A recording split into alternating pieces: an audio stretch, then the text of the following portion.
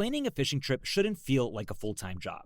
With FishingBooker.com, you can find and book the perfect fishing trip within minutes. FishingBooker.com connects you with trusted fishing captains around the world.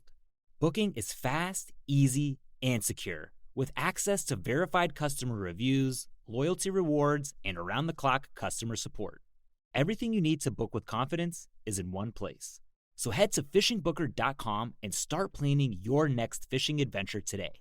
If you're a serious hunter and you haven't tried Hex yet, this is the edge you're missing. Hunters have always talked about animals having a sixth sense, feeling you before they ever see you. Hex works by completely blocking your body's natural energy, helping you get closer without tipping them off. Most hunters don't believe it at first, until they hunt in it. And once they do, it makes them believers fast. Go to hexhunting.com, that's HECS hunting.com, and use code WAYPOINT to save $20 on a full Hex system.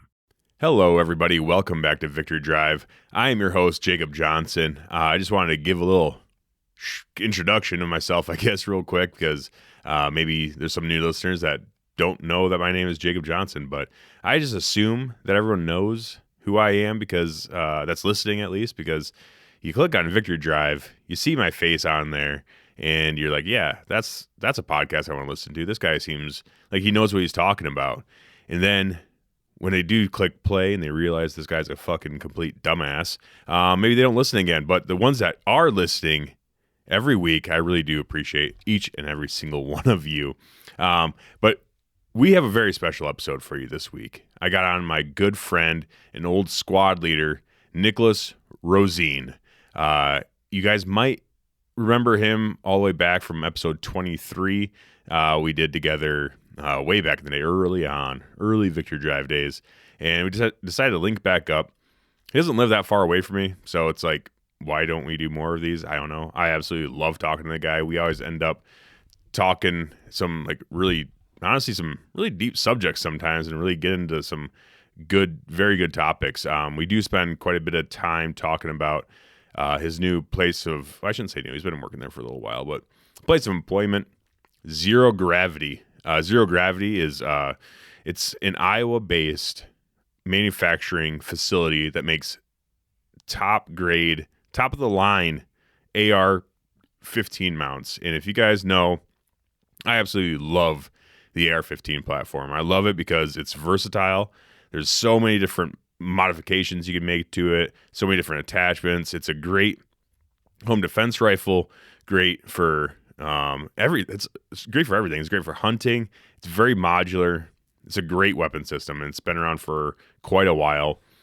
Thank God for Eugene Stoner and his infinite wisdom in making one of the most iconic firearms ever known to man. Honestly, it's an amazing platform, and they make top grade.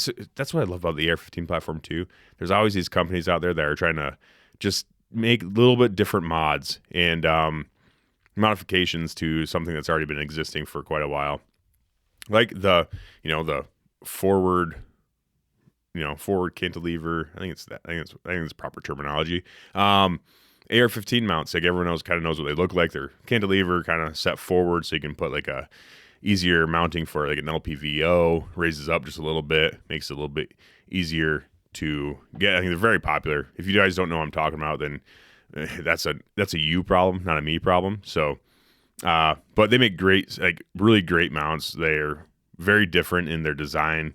You guys just have to check them out. Check them out and look at them and see what you think. But I think they're great. Nick says they're amazing, so I trust him with my life. So I guess I'll take his advice and take it as gold, because it is. His word means a lot to me. So there's that little introduction there. I guess that's pretty much about it. I don't want to drag on this intro too long. I've been known to do that and go on some crazy rants in previous episodes. I'm not going to do that this week. I got a lot of it out of me last week's episode about talking about the Second Amendment, so I'm just going to leave it nice and easy digestible intro for all of you guys. But I would be remiss if I didn't mention the sponsor of Victory Drive. That's Grizzly Coolers. Kind of weird that, it's a cooler company that it proudly endorses and supports such a show as Victory Drive, but Grizzly Coolers, they are it. They jumped on very early in Victory Drive, and I will always be grateful to them for it because they are great people that really believed in this podcast and in me heading it as the host. So I'll always be very grateful for those guys over at Grizzly Coolers. And it doesn't hurt that they make the best coolers made in America. The best ones. I mean, you can go to Walmart and pick yourself up a styrofoam cooler if you want. You know, if you're just trying to keep some night crawlers in there for fishing or something, okay. You can get away with some styrofoam fucking insulation in there. Keep your night crawlers kind of cool before you put a hook in them and multiple different times and throw them out there as fish feed while they're wiggling around for their life. And then a big old bass just comes up and takes a big old bite out of it. And then you hook them and you're like, oh shit, look at this cool bass. Look at me. Picture, nice. Throw it back in the water and do it all over again. You could do that. You could keep with the styrofoam if you want to. But if you're really into keeping your shit cold or some of your shit hot if you want to, you need to check out Grizzly Coolers. They make absolutely great stuff. And they also make really great drinkware. They're constantly up in their game in the drinkware department, trying to put Stanley out of business, which I do really appreciate as well. And, they're constantly making changes and making great stuff. So check them out. Use code WCB because it is a network partnership. And use code WCB, support the whole ass fucking network. And we're all very appreciative of that. If you really want to help out the show even further, I am really trying to keep this podcast just kind of lighthearted and not as, I don't want to sit here and run ad after ad after ad and after ad forever and ever. Even if I were to find sponsors that, wanted to sponsor this show like that much, or I have that many ads to read. But I do really want to, I would love to have this platform be my number one sponsor be you guys, the listeners. I would much rather hear from you guys. And, it's kind of a point of pride being like, yeah, the listeners like the show so much that they support the show with, through Patreon or whatever it is, so I really do appreciate the people that are already over there and the ones that are going to be coming along in the future, possibly. So I really appreciate each and every single one of you. And I do also appreciate everyone that just tunes in every week just to listen. You guys are great. I have the greatest fucking, the greatest listenership, I guess, if you will, out of any podcast. I think you guys are amazing. I meet you guys at the shows, whether it's the Iowa show last weekend or 2 weekends ago, or the Illinois show that's going to be this weekend, or Wisconsin. See you guys out there. I talk to you guys. I absolutely love you. I really do. So there's that. Anyways, without further ado, I'm going to keep going. We're going to let this episode go, and I'm going to quit rambling. So everyone welcome Nick Rossin back to the show.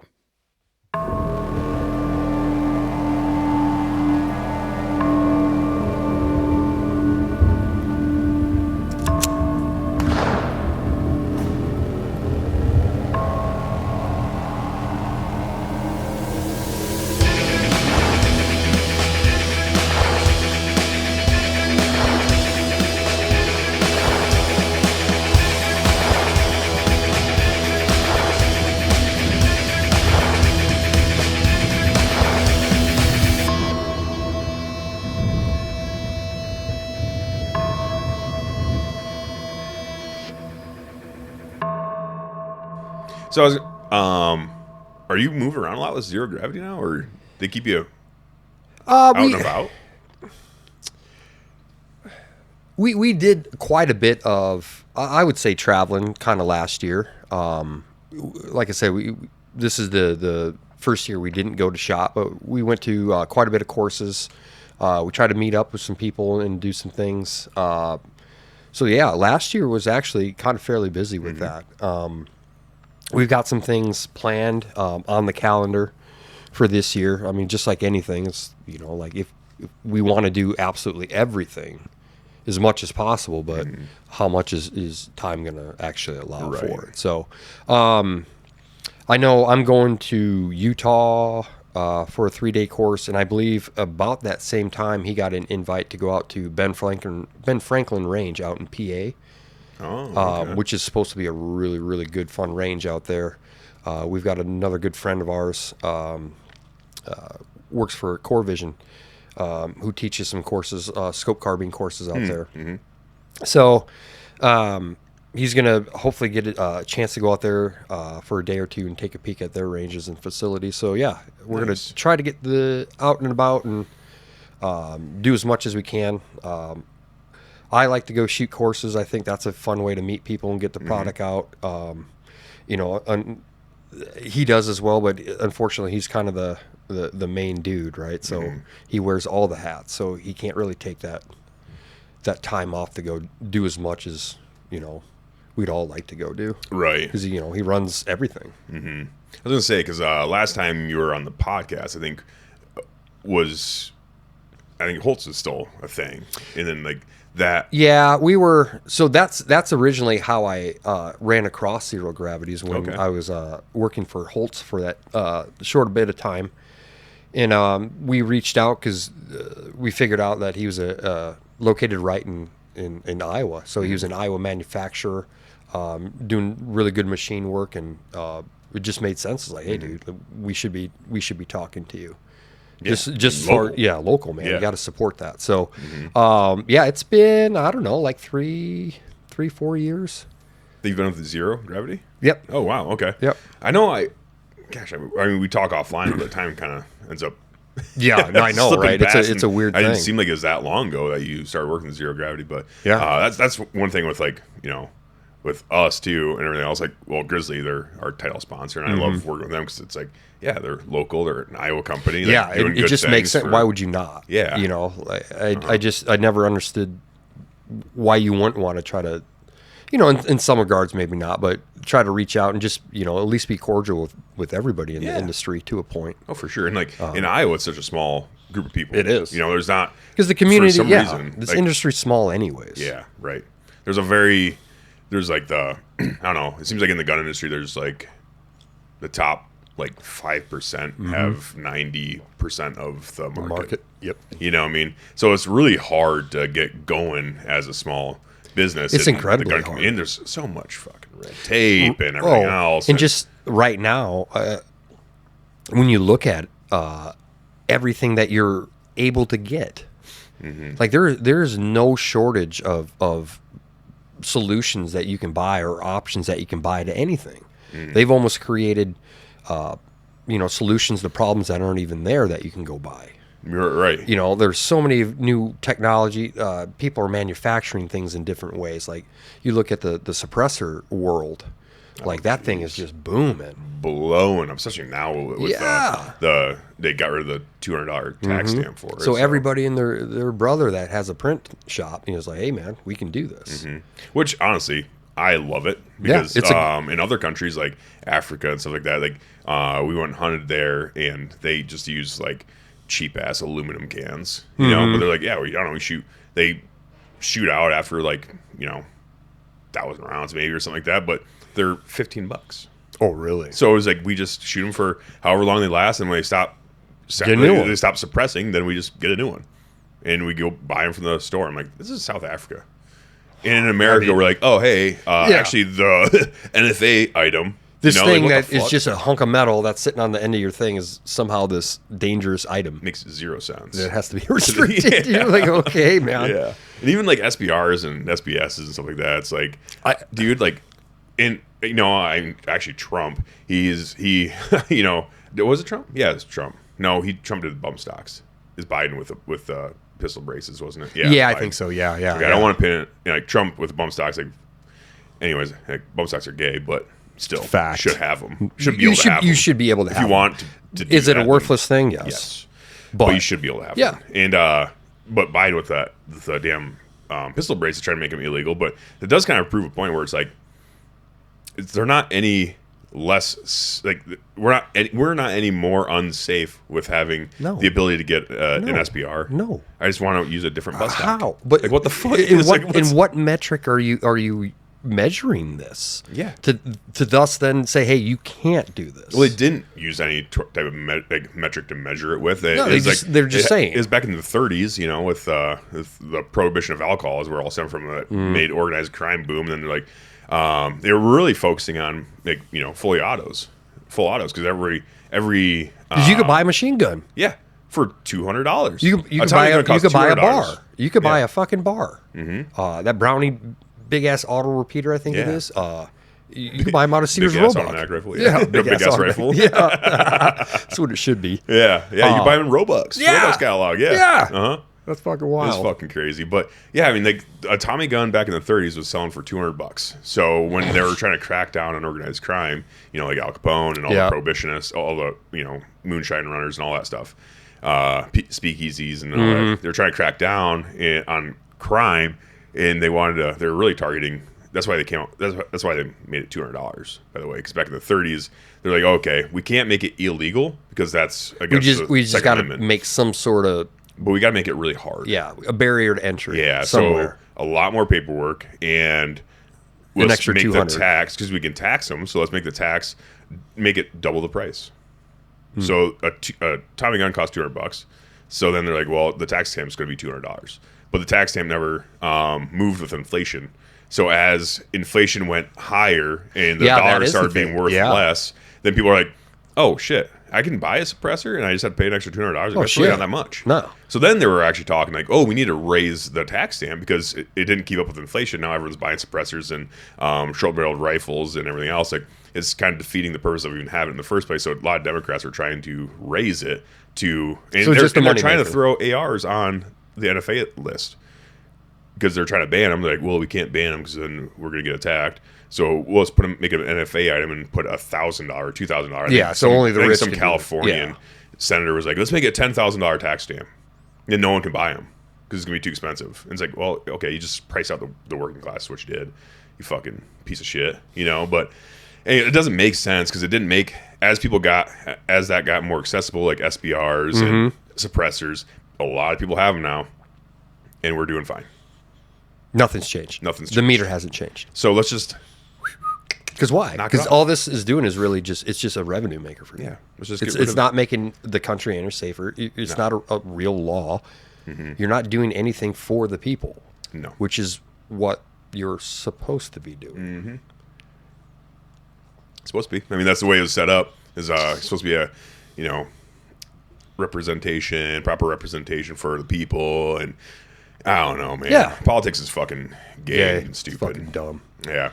I mean, my political stance is that all politicians are cunts, and we shouldn't trust them.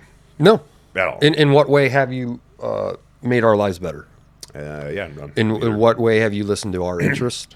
Yep, they're a bunch of satanic pedophiles, and we shouldn't have anything to do with them. Oh. And we ought to vote at minimum vote them all out of office. And at minimum, they should be in prison for the rest of their lives. Yeah, right. At minimum. Yeah, I mean that would be the right thing to do. Minimum. Yeah. The only person that you can really, even halfway maybe come to an understanding and be like, well, maybe this guy's a good person would be like maybe Thomas Massey and maybe Ro Khanna just because they're heading the fight on the Epstein list. But yeah, I'm not saying it to throw a blanket and say everyone, you can't do that anywhere. Mm-hmm. In any group or anything to throw an entire blanket over this thing and be like everybody, right? Well, besides when you say they're all cunts, because they are. True. I'll just say that just because you're a politician. Yes, I can say that's fine. Because I'll blanket that statement. So there might be a few in there that have some. I don't know. I have no idea. Yeah. I just know the shit ain't good. I just fucking hate them. Mm-mm. I just hate the whole system, It's like, we ought to just figure something else out. But especially with the gun stuff and everything else, it just doesn't make sense. But it does create a big barrier of entry for, like, small companies. Like, and granted, with zero gravity, it's like, you guys make scope mounts, essentially, pretty much. Yep, scope mounts. That's it, right? Yes, correct. Yeah. As of right now, we just make, in their cantilever style mount. All right, good. Are we good? Holy fuck. I mean, I don't know, man. Maybe it's Russia. I mean, prove to me it's not, I guess. I can't. At this point. I can't. I mean, maybe Putin's out there like, dude. Fuck these guys. These guys, no. Like, I don't want them talking anymore. No, it'd just be done. Nuh-uh. Yeah. Or maybe it's our own government because I was just talking we were talking a little bit, but deservedly. I think so. Come on. Just shut me down like that, man. dude. Like, deservedly so. Come on. It's cuntish behavior if that's the case. So we're still good. Yeah. Okay. Anyways, sorry, bro. We'll You're figure good, this dude. out. You're good. But yeah, Boyne's phone shirt. It's pretty I like sick. it. I like it. Good job. Thank you. And what we were talking about before, the first technical difficulty, scope mounts. Yeah, scope And mounts. you're getting into precision rings, maybe, possibly down the road. Want to, 100%. Yeah. Is that the next logical step for zero gravity, you think? Is that what you're getting at? Like, that's the next step? Or is That's, I don't know if it's the, and obviously I'm speaking kind of for people, at the same time. So Sure. I'm never trying to, everything that I'm saying is just because I have conversations as a friend, and everything. So he's really into, he likes the long range precision shooting. So he likes bolt guns. That's kind of really what he really likes to do. I think LPVOs, like at the time when we kind of started this, because I think about 3 to 4 years in production time, and probably, you'd probably say a year or two, of just testing things before you actually say, hey, I'm ready to do this for real. Yeah. So at that time, like that was the big shift in the LPVOs. And the way that he designed the rings and everything, like it is a very different way of thinking from tradition. I like it, dude. Honestly. It 100% makes sense. And because we ask these questions like, well, why do you do it that way? And a lot of times you say, well, I don't know, that's just the way we've always done it. So to have a company or to have a guy to think outside the box and still be inside the realms of like, yes, this makes sense, because you can make something and design something that cool and everything, but it's still not going to be what it should be. Meaning it's robust. It's not going to be able to do the things that you want it to do. Hold zeros, be repeatable, be easy, and also the installation of the thing, putting it together is easy. Aesthetically, it looks amazing. Grab that fucker. Let's grab that fucker quick and show it off here. So yeah, just because you brought your rifle in and looking at it. I mean, like, so typically with a lot of like AR mounts or LPVO mounts, it's just like other rings as a clamshell. Big old clamp type. Yep, clamshell. With these, they're using radial 1/3, so we're bringing the scope together, and basically we're not crushing the tube anymore, right? So when you have your traditional mounts that have the 4 screws, getting them to be perfect just in the machining alone, and then all of a sudden you're sticking in your $3,000, $4,000 optic, and you're essentially crushing all the components on the inside. I mean, you very well could be too. I mean, 100%. Yeah, especially if you get one just like a little snug, like, oh wow, maybe So- it wasn't quite, 34 millimeter. And a little bit off on your manufacturing or something, maybe. Exactly, and it comes down to the manufacturing as well.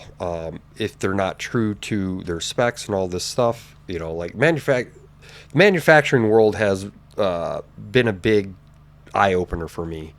Kind of learning that or understanding, because I don't know anything really about it.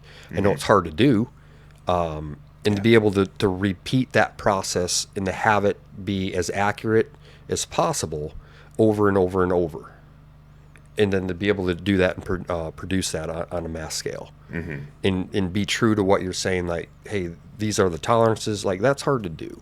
Yeah, I mean, if you have the know-how, it's probably easy. Well, not easy, but it's like you can make a one-off like really nice. Exactly. It's hard to do on a mass scale. The mass scale, that's where shit gets really tricky. Exactly. But like the design for this is different, because when you're doing your mountain scopes, the traditional way of just clamshell, it's like you lay it in there and everything else, but it's like it is kind of. It's kind of annoying, You're trying to get one side down, you have to go the other side, you have to go, across and everything else, and you're trying to get it to go down evenly while evenly distributed. All that matters in precision. Yeah. Like every variable that you can take out of the equation of this thing to make it do what you need it to do downrange, you're going to try to, right? And that a lot comes in the things that you're adding on to it. So if your machining process isn't true across the board, you might get scope mount that's crooked in there.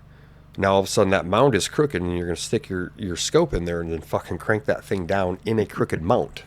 Yeah. Like, so we're already putting undue and unneeded stress on the system when it doesn't need to be. So, like, the way that Zero Gravity does their scope mounts is it's on hinges. Right. Radial 1/3. So Radial each side 1/3. will come out, and then it encapsulates at the top. And it does, like, legitimately, when you buy it, it's like it just folds open. It folds clamps open, and you lay your clamps shut. body in the bottom base. You can actually pretty much level it with some wedges in the bottom, because most scopes have that flat surface in the bottom. And then you can buy, like, I think who makes them? Airsoka makes some scope wedges, but basically it's an aluminum wedge that you wedge in there, and then it will true itself, meaning it'll level itself out. No shit. To the base. I never done it that way. I've So- done the old. Oh yeah, we get the old levels, the fucking- bubble levels out, and sometimes Yeah. you're not even that. You're just kind of eyeballing it. Bro, when I'm like, looks pretty good to me. I'm like, damn, I'm kind of on a time country. I need to get this Yeah. leveled. I'm like, hey, guess what's level in a house? Door jams usually. Yep. So let's throw that Good bitch on there. enough. Like, hell yeah, level. Yeah. Rip it down, shoot it at 200-300 yards. Like, we're in. And Let's go. that is the a big takeaway that I've learned from Jake is he's very meticulous about the small details. Yeah. To where sometimes I don't care. Well, Because it's like, because we didn't, hurry, dude. yeah. I gotta go. They just gave me a rifle. The shit's on it. I don't know. I got to go do work. We just gotta make it mission ready. I just got to make it go bang. I just gotta get in the fight. So it's been pretty cool to get a little bit deeper into the weeds, because it does matter. And he cares about it, and you can see that care going to everything that he does inside of the mount. So it's been a pretty cool thing.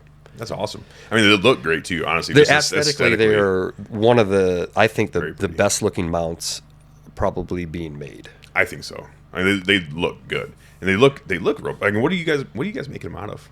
Is it like 70-75 aluminum. Is it 70? Okay, that's what I was wondering. I couldn't remember the nomenclature, but Yep. Okay. I mean, they look great. They do look really, really nice. They're extremely light, which is the other really big thing. And this is something that we, is a good market as well. We want to be able to get into the hunting market, because when we talk about backcountry hunting, everything matters as far as weight, because you're going to have to pack out something. Ounces equal pounds. Yeah. Yeah. So being able to have people understand that, being able to put this on a hunting rifle as well, because it is so light that stuff really does matter. We understand that. For sure, a lot of backcountry guys are like, they're cutting their toothbrush in half in order to save weight. Literally. I was like, literally. me, my thought process has always been like, get stronger, bitch. This is also, but this is also true. Yeah. But at the same time, like, if you can shave weight and not have to Exactly. cut quality, Why would I not? Yeah, sometimes when you're cutting your toothbrush in half, there's a point of diminishing return, and but if you can save weight and still have a robust system that is reliable, that will, like, especially when it comes to scope mount. I mean, holding 0, even if it goes fucking flying down a mountain or something like that, is important. Is important. 'Cause if you're out in the middle of nowhere, you're kind of like, damn, dude, is my shit still 0? Then I have to make one shot that count kind of deal. And it's like, what took a tumble down a mountain. It's nice to have that the that confidence and be like, it's still true. So we're good. It's in a 0 gravity mount or whatever. It's a loophole in a 0 gravity mount. Like, we're good to go. It's gonna be fine. Another interesting thing that we've ran across as far as just testing and stuff, like the ability to take this scope mount off with the scope still being in it, and then remount it in the same spot. As long as you remount it in the same spot and put the same torque specs that you had, like that thing will remain zeroed. Yeah. Like it's pretty fucking cool. I've taken all the arms off, switched out all the arms, switched out a scope, different base, and then put everything back together and threw it back on the gun, and within 0.4. Oh, really? Yeah. Wow. Mils, sorry. I didn't really have to make big adjustments. So the mounting system underneath, I didn't make it. I just know it works. Right. I've heard them talk about everything enough to know that they put a lot of thought and a lot of fucking time into making this thing as perfect as a thing as they could. Can you just grab that mic and put A little bit down closer? A little bit closer, yeah. Yeah, there you go. Good. Yeah, good. So, but yeah, no, I mean, I don't know those. So like, that's kind of one of those things too, where it's like, I haven't used one yet, but I'm just kind of starting. I've been so focused on handguns, so I've really been letting my gas gun just sit on the sit in the corner. And I'm like, someday, buddy, I'll get back in there someday. We really like pushing these a lot. Yeah, I mean, it's a cool concept. It makes things simpler too. That's what I appreciate. Is like, yeah, it looks like it makes is. it simpler. And like, what is it? Is it two screws per? Yep, 2. So 2 on the each wing. So we got 2, and then just your bottom lugs. Right on. Yeah, I mean, because a lot of times with scope mounts too, like you're getting, you have 2 per ring, so 4, 8. There's a lot, So you're trying to get all that shit down nice and even, and everything else, and torque down nice. It's and I didn't care. So it's like I already know that I don't care sometimes. Yeah. Enough. Like that's kind of my nature with some things. Like I don't care. Whatever. This makes it to where like just by doing what you're supposed to be doing, just torque it down right. Do the things that it says in the instruction book. Like it's going to do everything and you don't need to care about it. Like it'll set itself. It'll be zeroed.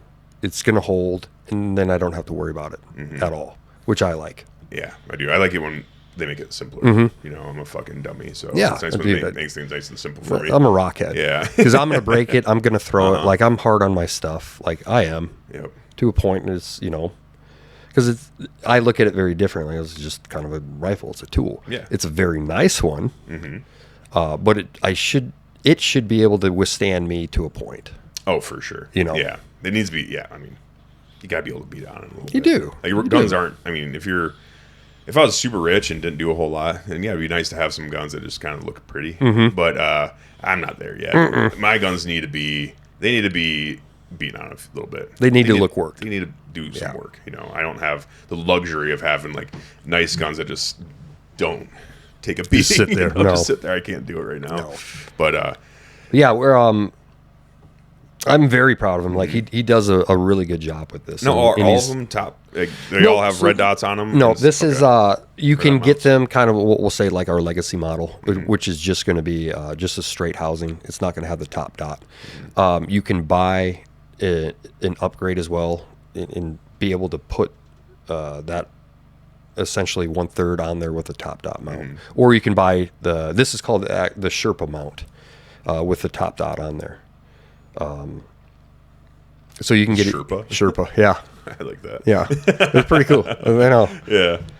Because we were trying to think of some clever names because that shit's hard. Well, you don't want to be like, just. It's nice to have has a nice flair to it. Like It's marketing thing. So we were kind of looking at this thing. It's like zero gravity. It's like kind of. So we're thinking of like things that will go in line with everything. It doesn't necessarily have to fall directly in line, but somewhere close to it. So we were like Sherpa mount. I was like, all right, that'd be a top dot. Motherfucker's carrying something. It carries it. That'll be fucking dope. And so I thought that was fairly clever. So no, I think they look great. And so how long have you been? Or no, we already talked about that. But like, what do you exactly like? What's your position at Zero Gravity? Just so people know. On your Instagram, it says Master Disaster. Yeah, but, it's fluid because we don't have anything defined yet because this is still all very small business, very new to us. So basically, however, I need to try to help support Jake so he can get things done moving forward. That's kind of what I'll do. I try to learn things inside of the shop to be able to help him.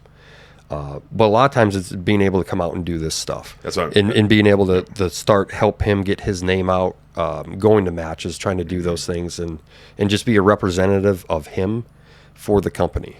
That's what I kind of figured. Cause it's like, I mean, not that you can't machine things, but right. You're not a machinist by trade. No. So, but one thing you are very good at is like you're a great shooter. I've seen that personally. So it's like you're a great shooter and you just love doing this shit. So it's like getting out there and like yes, showing it work Yes. is important. You know, Yes. it's like you can look at it online and look at it Great. in a store or wherever. But I want to talk to somebody. I want to know somebody that's seen it. I want to know somebody. Yes. It's got to be out. It's got to be for real.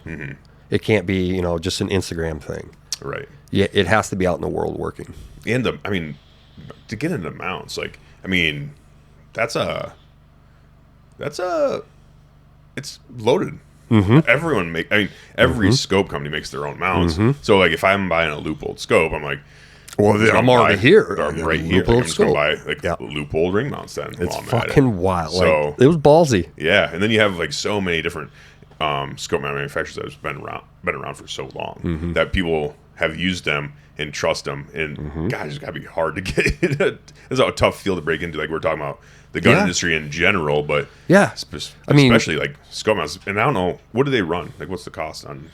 I do believe right around about like $350 or so. Yeah. I do believe. I haven't looked at the website recently, but right around about $350, I believe. Yep, somewhere in there. That's not like nothing. No. You know, that's not. It's not cheap. It's not bargain. No. But you got to get in there where it's like, if you're going to be selling stuff at, you know, a $300 price point for a scope mount, it's like you got to make damn sure that it's worth $300 fucking It is, and so truthfully, that's gotta be tough, it's underpriced. Oh yeah, I believe it. For what goes into this thing, and what it truly is, like, it's underpriced, 100%. Well, it's like, it's just so different. Like everyone, like, it's easy to throw a name on a scope mount, like say, I don't know, like Jake's scope mounts, and just do it the same way as everyone else. Like, to do something different. That's what, like, if you're going to command a $300 price tag or whatever it is, then you know, if you're not going to sell it for $50, then it has to be backed up. It has to work, and especially if you're coming out with a different design that's breaking kind of the norm that everyone's already used to. 100% breaking the norm. Yeah, because it is different, for sure, and that's what I like about it the most. I think is that it is different. You guys are trying to do something different, and truthfully, because I think we see this too a little bit. And what I alluded to a little bit earlier is, you know, people will create a problem to make a solution for nothing. Yeah, and it's like, this wasn't just because this is different just to do it. Like there's reasonings and there's backing, there's real thought behind why am I going to do something so different, and then go out into the space and then try to make this thing real. Yeah. So if it didn't have all that thought and all that real stuff behind it, I don't think it would make it, because it is commanding a good price. All right, it is in a pretty saturated environment right now, so everything that is behind it is real, which is fucking awesome. And that's the other thing about the gun community is they're fucking ruthless. So like, if it does suck, it doesn't take long for it to get out there and be like, this is a piece of shit. Yeah. You know, Yeah. You get on some Reddit forums or you know, out there on Instagram where people are reviewing, they're like, this thing cracked. And they will. They'll shred you. Oh yeah. And they don't care. And you're done. And they have no idea about anything. Yeah. They've never, they've never done anything, but they'll completely tear apart your whole thing, which is wild. And for me personally, it's like, dude, like the stress of like making a product, especially for like we in the gun community, we have trust issues. So like, if you come in and you are coming out with a new product and it's gotta, at minimum, it's gotta be reliable. And if it's not, then it's like, you're fucked. And to have that, like, what if you have a bad day? Like, was that a Friday scope batch? Just scope just batch what where if? everyone's kind of like, fuck it day, and then you have one go out there that's bad, and it's like, it does not take long for that shit to spread, because the gun community is pretty. It's fickle. It is. It's fickle, man. It is. But no, it's been I've really enjoyed it. It's been a good learning experience. Like, he has taught me a lot about stuff, and it's changed the way that I, because I'm thinking about manufacturing processes. Like, when the fuck would I ever think about that? Yeah. So it's given me new ideas. Just it opened up a whole another line of thought about things, and thinking and problem solving, in places that I don't have any idea, but it's cool to learn. Yeah. Like, it is. And I think people get scared to learn new shit. And, yeah, they do. I have. Oh, yeah. Everybody can get stagnant for a second. So yeah, I'm incredibly grateful for it. So Good. it's been good. I'm glad it's going good. Yeah, good for you. we're trying. Staying busy. Yeah, we're just trying to do the right things, make the right moves, and just be good dudes. Yeah. Like, Yeah. that's it. Yeah. That's really it. Yeah, and like, I mean, once again, like being in, like, is there any other like gun companies in Iowa? Yeah. Well, yeah, actually, LMT, Lewis Machine and Tool. Okay. Like I know Brownells too, but like that's not like that. There's another new company. I'm not really counting that right now. But. No, that I just met them 2 weekends ago, maybe last weekend. They're called Tier 1 Tactical. Tier 1 Tactical. Tier 1 Tactical. I believe they're in Waldorf, Iowa. So I don't think it's too far from here. Mm-hmm. They're starting to put out some ARs. Okay. Some it looks like, from the looks of it, it looks like pretty high end. Mm-hmm. They put some nice components in it. Have you talked to them? A little bit. Yep. Okay. A little bit. They just kind of hit the market, I think, kind of like this year. The first time I heard of them is I don't even know how, they were at SHOT Show. So I know they went to SHOT Show. They had a booth, and then that kind of intrigued me. I was like, all right. I found out they were from Waldorf. It's like, oh, all right, so Iowa, so that's cool. Mm-hmm. And just started to kind of take a look at them. Don't know a whole lot about them. I talked to them briefly, one of the guys. Just about a couple things, nothing too crazy. Just I want to know some of their machine process, like how their barrel nut was going to interface. Yeah, just kind of general stuff. Does the dude that made it, was he? No, I don't believe any of the machine guys. It's more kind of just like I don't know what, like a sales representative, if you would. Gotcha. Okay. Somebody obviously inside of the company knows the thing, but he's not the dude probably machining. Right. He knows things about it, but just and it was really busy. So just hey, shake your hands. Here's my card. Fucking SHOT Show. It sounds like How many times have you gone? 3. 3 times? 3 years. Is it just like a fucking shit show all the time in there? It's fucking it's a lot. Yeah. It really is. It's a week, isn't it? Yeah. Jeez. It's a lot. Yeah. And if you don't have a plan, because first year you're like, there's so much going on. yeah, like, yeah. Overload. Where do you even who? Mm-hmm. Because you can't go in there with products. So we can't take our product in there. So it's basically like, no. What do you mean? They won't let you. If you're not a vendor, if you're not at a booth, like I can't, we couldn't take our. Oh, I see. So you guys didn't go. Okay, so you didn't go there you didn't have a booth. No. When you went there. No, okay. no booths. Okay. No booths. So we were Strictly a networking. Yep. mission, Non-exhibiting manufacturer. Okay. Gotcha. So basically everything is like trying to be a cold call. At the most busiest thing ever. Tough gig. Yeah. Yeah. Damn, you should have, honestly, probably if you had a little bit of a background in like being a Mormon door knocker, probably could have done all right, but like that's a tough gig. It was. So like, luckily we did know some people there, and we were like, hey, how do we do this? What do we do? Like, because this needs to be successful, because we're not just down here to come to Vegas to fuck around. Well, it's not cheap. No. Like how much you were telling us that it's time and money. Lunch, it's like, how much does it cost just to go? Thousands. So like you're going there, like the ROI. Like, you have to have a plan. You have to have something. You can't just go there and be like, well, time to fucking get what am I drunk gonna and party. No, not at all. It's like, yeah. So, pretty busy during the day. You're walking the floor, fucking everywhere. Most people have meetings. Everybody's got a meeting. Mm-hmm. So you're trying to just fit in with everybody's schedule that's there. Yeah. Because everybody's trying to do the same thing. So you do that quite a bit. You make some industry parties. Again, we're not there. You're not there to party. Like we've got to make this. We got to make our nut, bro. Yeah. Like we got to work something out. But it's you need to do it because you got to shake hands. You got to meet people. You got to talk to them. Babies. You do. Yeah. You do. So you got to go do some of those industry parties. Yeah.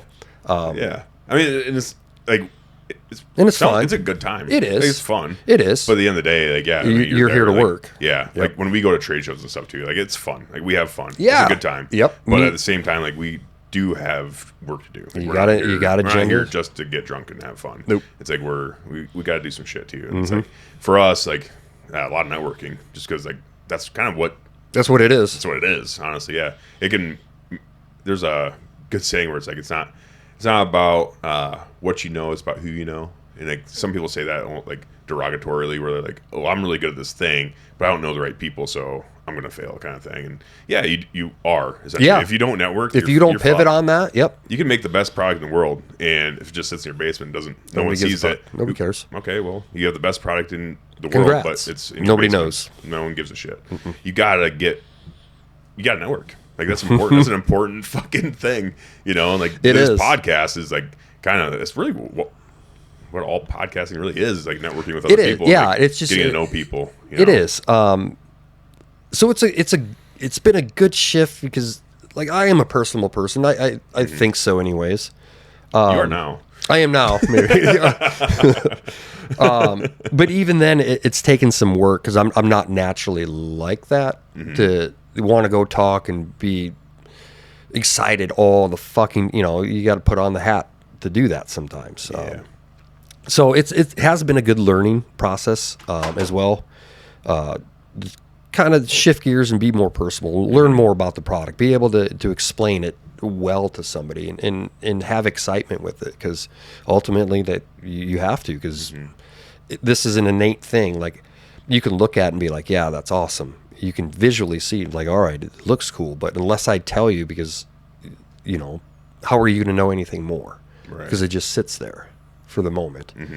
So being able to be excited and put details and to know about the thing is an important part of this. Oh yeah. So it's been kind of switching gears and learning how to do that, as well as not just shooting well, or it's not just that. It's you're gonna have to shoot well and be personable at matches. You're gonna have to build some relationships there. So it's been fun. Good. Been fun. I'm happy for you, dude. Yeah, it's fun. I don't know what else I would do. Yeah. Like Fuck. Just be a homeless marauder. Yeah. I guess. So this kind of fits. I get to talk to some people in the industry or areas that I really like to do. What's cool about it too is like, for the most part, I think most people that I've met, like whether it's the hunting industry or like in firearms and stuff like that too, is like we're all we're very similar. Yeah. And like our what we're interested in takes over a lot of I guess who we are essentially. Yeah. So it's like you're getting around a lot of similar people, so it's like it's nice, I guess, because it seems like they're all pretty decent people for the most part. Yeah. There's some out there. Sure. You're gonna have some shitbags out there somewhere. Sure. I'm sure in any industry, anywhere, there's gonna be shitbags. But it's like it's not like finance. No, man. You know what I mean? Like You're not if you go rewarded for being a fucking dickhead. Yes. Yeah. Because like we talked about, this industry is small.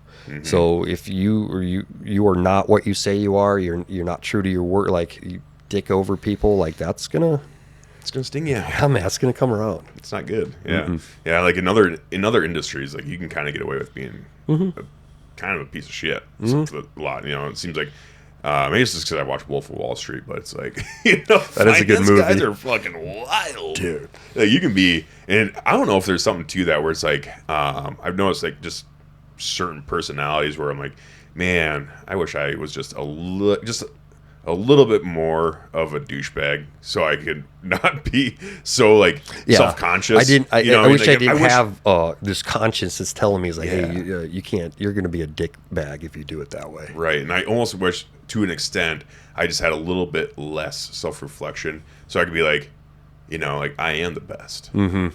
Because I have a lot of flaws, and I'm very aware of my own flaws. Yeah. If I was just a little bit less aware of my own flaws and had a little bit more of like, I don't know what you call it, naive confidence. It's almost sometimes you just like, I don't know. I understand what you're saying. Like, I know what I'm not great at. Yeah. And those things are always glaring. But some people, they're like, they really don't know what the fuck they're talking about. They do sound like it. And I'm like, damn, all the time. If I had that, just a little bit. That'd be nice. Probably a little bit nicer. You'll see it a little bit, like YouTube or Instagram, where influencers or whatever the fuck those are. Yeah.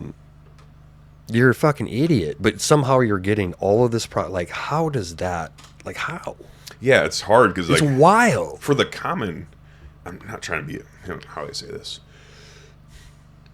A lot of people that, like you said, like influence stuff like that. A lot of them make content or whatever they're doing for the lowest common denominator, and does well.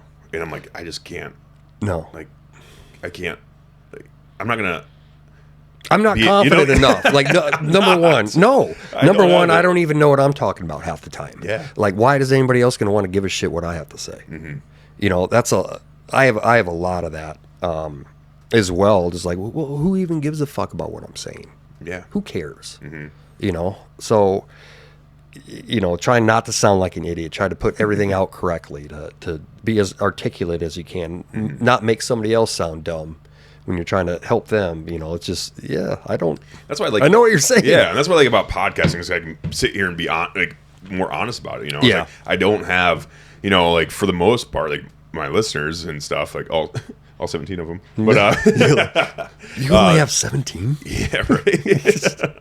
But like for the most part, like they know, like, okay, I'm buckling down for an hour and a half, 2 hours, however long the podcast episode goes for, and they allow me to be a little bit more open and honest without judgment, That's like, cool. But if I'm on Instagram and I'm like, I have like a minute to capture someone's attention. Yeah. I'm going to like, I don't know, like chicks get away with it. Like, especially if you're kind of even mildly good looking, a little bit of cleavage, boom, all the attention. You're good. You're in. I don't have, I'm not pretty. It's like, words are hard. It's like, so a lot of guys have to do like some really douchebaggy shit in order to get the attention at the product that they're trying to, either push or whatever it is. But like podcasting, you're allowed to have a little more deeper conversation and be a little more honest without trying to sit there and like, okay, how do I hook someone in within 5 seconds? That's also very, very true. I mean, it's the Instagram platform has really changed quite a bit. Well, went from pictures to now it's like basically all videos. It's basically TikTok with some pictures. Yeah, I don't know, but it's cool. But you gotta take a quick break. I'm gonna piss my panties. Yeah, you actually go ahead. This might be one of the first times that I called a tea before the gas. In a while. Every rep starts the same. Your limits are real, but so is your potential. New unrestricted power training gear from Lululemon, built with our most powerful fabric. Every push is supported, so you can drive through the hardest presses. Every squat and lift, unrestricted. Flexing and stretching for max range of motion. In the gym, you don't know what you're truly capable of yet. Get into unrestricted power and find out. Now online at Lululemon.com. Yeah, man. Damn. It's nice and actually pretty nice and warm in here now. But that bathroom is freezing. I bet was so. pissing. My wiener's gonna shrivel up in my gonads, dude. That's peeing on your balls is it's warm for a second, and then you're like, well, it's not all that fun anymore though. No, did that fall on you? No, I lowered it. Oh, you lowered it? Okay. Is that too much? Is it? Sounds fine. Does it sound fine? Okay. But yeah, it does feel good when you pee yourself when it's really cold. Yeah. For about 2 seconds. And it's like, oh shit, now it's cold. It's normal. Yeah. I haven't done it for a long time, but A couple weeks. hell yeah. Hell yeah. It was fucking cold, bro. Yeah. The hardest part is like if you're out hunting or something like that and you have layers your on. Yeah. It's like, dude, trying to yoink that bad boy out. Trying to pull 3 inches of meat out of 6 inches of clothing is rough. Yeah. It happens. What do you do? Not all of us are. We're not gifted that way. Yeah. No. Oh well. No. Oh well. Anyways, but yeah, awesome. Zero gravity. I like it. That's Yeah. good. I'm glad I'm glad you found something that. Yeah, it's been good, man. Yeah. I've been really grateful for Jake, and I just truly just wish him the best with the company. Like it's a good thing. How many of you guys work there? What's that? How many of you guys work there? Two. Is it just Jake and you? Is it really? He has no shit. Yeah. Damn, that's small. Okay, you said small company. Yeah. That's small. And like I said, he wears pretty much all the hats. Damn. And he I has just try to play cleanup as best as I can. Yeah. With me being, not knowing machining like that, so I try to be a help wherever I can. But it's been good. That is small. Mm-hmm. Fuck. I couldn't imagine that, dude. Yeah. Like damn. So he does all the machining himself. Mm-hmm. Holy shit. Mm-hmm. Does he have a CNC? Is he CNCs, right? Yeah. He has to, right? CNCs. Yeah. I He's mean, got- how many?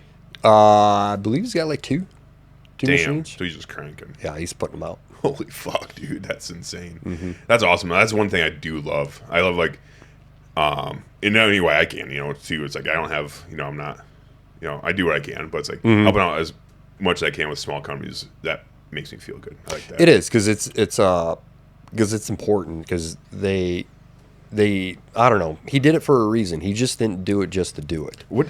Yeah. You know what I mean? Actually, maybe I should. I don't know. I don't know how much you. How long have you known him for? Just the amount of time. Yeah, just the Okay. amount of time that I found him on Instagram. So like 3-4 years. How did you guys like? How did this all happen? I kind of want to know the origin story of how you got to zero gravity. It's just like It. Like I said, I found him through. I was searching through Instagram one day while I was at Holt's. Just looking at gun stuff and came across him. Set up a meeting. He came in. And we just talked for a little bit, machining and just manufacturing shit like that. yeah. And just kind of asked him if he liked to train and go out and shoot because I'm kind of assuming that if you're building a scope mount that you're kind of into shooting. At least competent. I would assume that. So he was, and at that kind of time it was hard to find people to go shoot with in Cedar Rapids for whatever reason. Really? So, I just didn't have a ton of people that wanted to go do this with me. Go to courses, learn things, there wasn't a lot. And he said, he likes to go do that. I was like, well, fuck yeah, then. Yeah. All right. So we just kind of. And he was making them already. At Mhm. this point. Okay. He was already in production, already making them. This was, I don't know, probably 3 years ago, 4 years ago. And honestly, I brought him into the gym with me. He trains with me every morning. 6:30 in the morning, we've got a couple dudes that come in and train. So he lifts with me. I mean, that's originally how our friendship really got built was in the gym. He said he wanted to, work out a little bit more and learn some more about training, get a little bit bigger, stronger, So I was like, well, fuck, come on, dude. Yeah. Let's go. And that's really how our relationship pretty much started, was just in the gym. So dude came. He didn't really know a whole lot about lifting or anything like that. Was he like? Was he prior military before? Nope. He's just always like guns, or is he more Yeah, of a just- machinist first? And So he has a pretty deep background in manufacturing and construction, things of this nature. Sure. His parents, same thing, a good understanding in manufacturing. He was in the construction trade, and I don't know. He was just into shooting. They just had a wild idea one day, and hey, that's pretty fucking American. yeah, though. he just had an idea. Say, hey, we can do this better, and that's just how it started.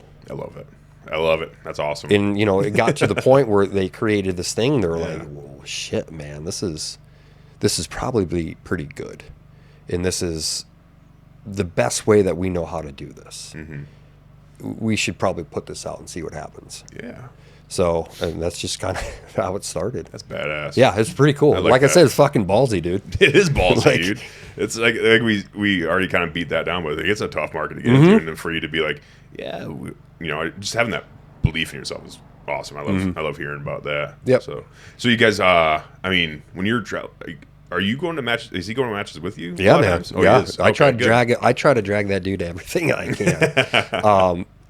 And not because he doesn't want to go. It's just because it's a time Busy. thing. It's busy. Yeah. It's just you two. Fuck. Yeah. He's got mounts to make. So, because he does enjoy shooting, but he doesn't get to do that because he's got to do all his other responsibilities. But yeah, we go out and shoot. We go out and train regularly, as much as we can. Obviously during the summer, we do a lot more. I'm way busy in the summer as far as being able to go to matches and do things. Wintertime. There's this little thing that happens, especially in the Midwest, called winter. -30. And it makes us a little bit hibernation mode. I fucking hate it. Dude, I do too. I'm honestly, Ashley's starting to, I don't know if she's making me weaker or what it is. I'm like, I love Iowa. I like the winter. It's fine. Yeah. As I get older, maybe it's because I'm getting older. I don't know what it is, but I'm like, fuck this. I don't want it. Like, I would love, she's been talking to me. She's like, and at first, it's been taking her a while to whittle at me for a while, but I'm like, thinking about it more and more. Like, it'd be kind of nice to winter somewhere. Mm-hmm. Just for a few months. Because I get depressed. You get the whole thing. Does it get cold as shit in Utah? I don't even Yeah. Does it? Yeah. So that's out. Maybe Texas, I suppose. You got Nick in Texas, Williams. Yeah, he is down there. Yeah, he married a Texan lady. Yep. A nice Southern belle, some would say. They would say that. Yeah. So, I mean, you just go crash at his ranch. I think he has a decent amount of land. I'm pretty sure he's got a ranch. Yeah, I mean, I talked to him on the phone. Oh, you have? I haven't talked to him. He called me a while back. Did he? Yeah. I mean, he's like, hey, Johnny. I'm like, what's up, dude? Yeah. What the hell? Where you been? Yeah. He's like, Texas. But doing well? Hell yeah. Hell yeah. I knew he was down. Yeah, he's doing well, married, all that stuff.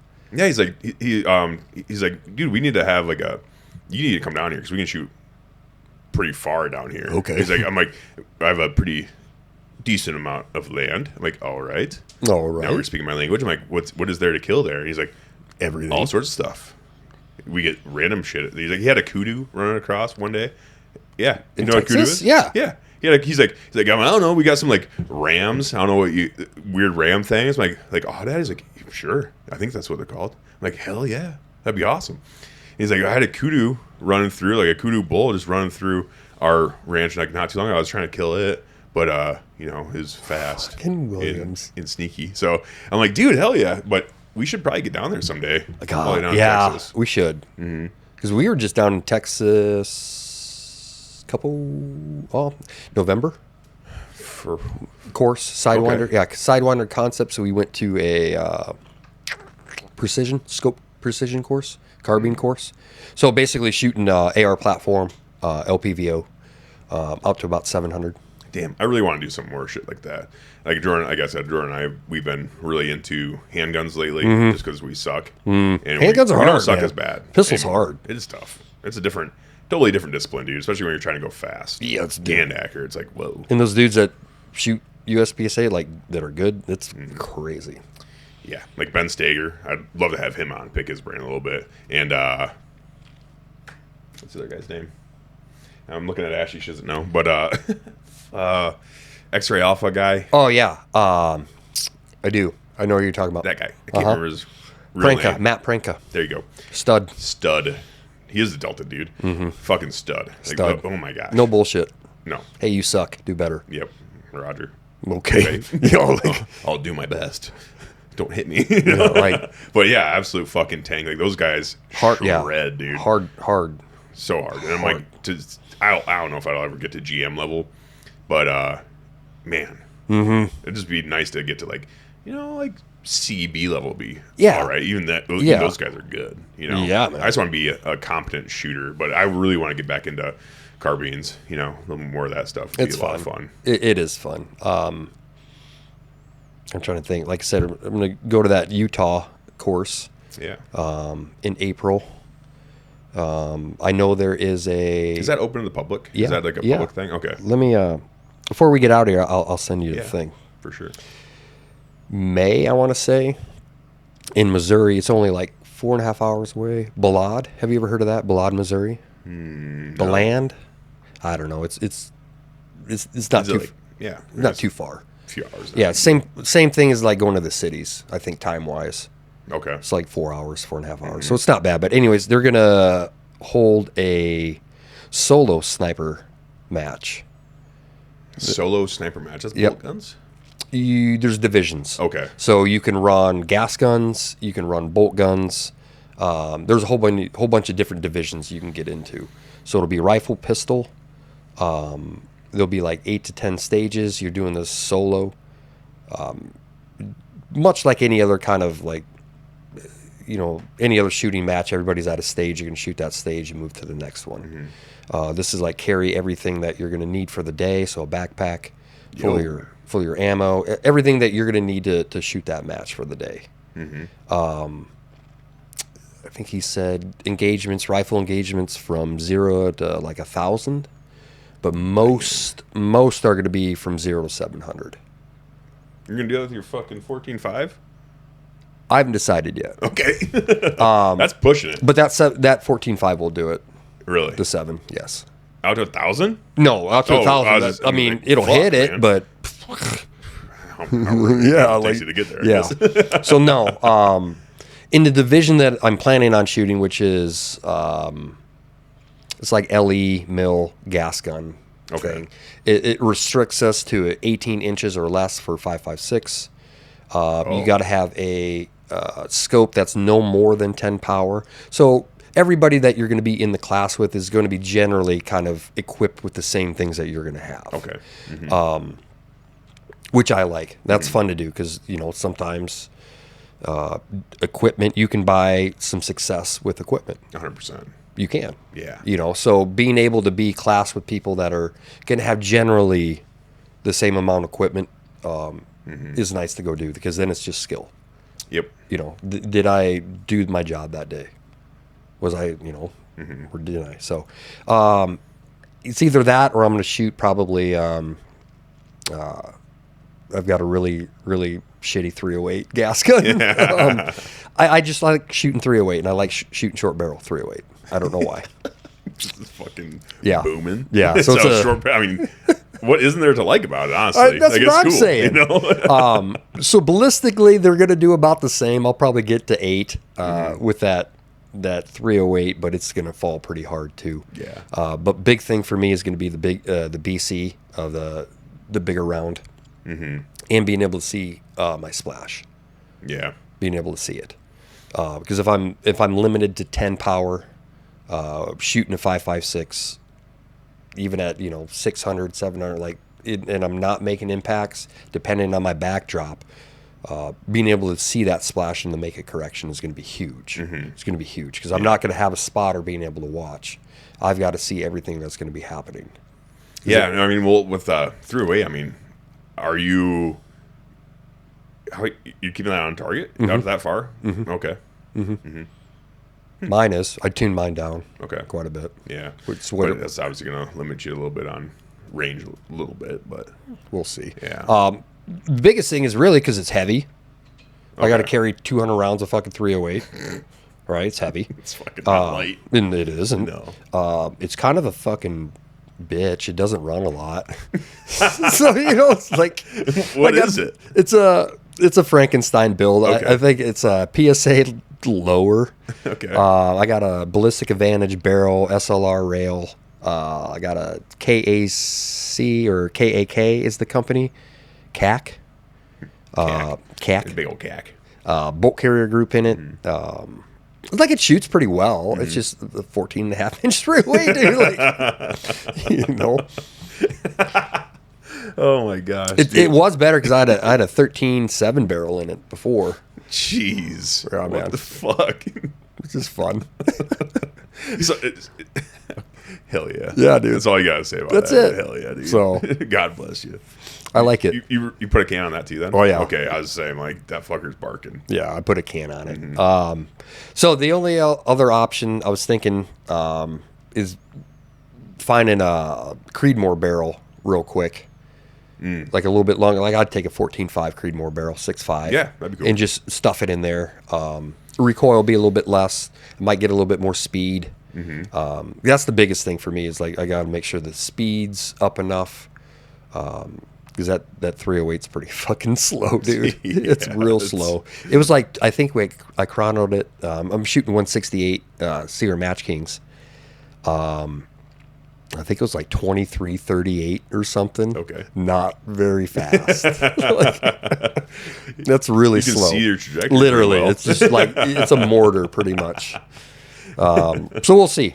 Versus like out of that 5.56 with that Noveski barrel, I'm shooting 75 grain Hornadies. You can buy them like Frontier makes it. Oh yeah, the Frontier 75 grain hull tail or boat tail hull points. It's a Hornady bullet. That was shooting for me out of that 14.5 at like 27 something, 26. So which is really, really good. That's good. Yeah, it's really good for that. So I don't know. It's I don't know yet, man. I don't know yet. That'd be a fucking trip though. It's gonna be. Yeah, that'd be. Because basically you're gonna get a course of fire. You're gonna have to find, range, and engage your targets. Is it kind of like PRS style? It won't be. No, because you're gonna have a pistol with it as well. You're gonna be moving solo. How I think it's going to be is one continuous flow, meaning they're gonna release guys every 5 minutes, 10 minutes, whatever, and you're gonna hump and shoot your stages around this big course, and everybody's just gonna be trying to catch up to the next dude as fast as they can. Because I think everything's gonna be based on your overall time plus your accuracy. So they're timing you on overall. Like, I believe so. I believe so. Shit. So you're fucking trying to move from station to Point A station to point B. Yep. Yeah. Yep. So it should be pretty fun, man. That'd be fun. It's gonna be. I don't plan on doing well, because it's all gonna be like I said, it's gonna be different. Yeah. So I've got I believe I have everything that I need to compete with. It's just learning how to organize all of your data that's easily accessible under stress and time. Like I've got to be able to range my target. I've got to know what that is and go back to my hard data, reference that, make shots, and then do that over and over and over. And then if I'm, bad day or the data's not lining up, being able to adjust off of that and figure out what's going on.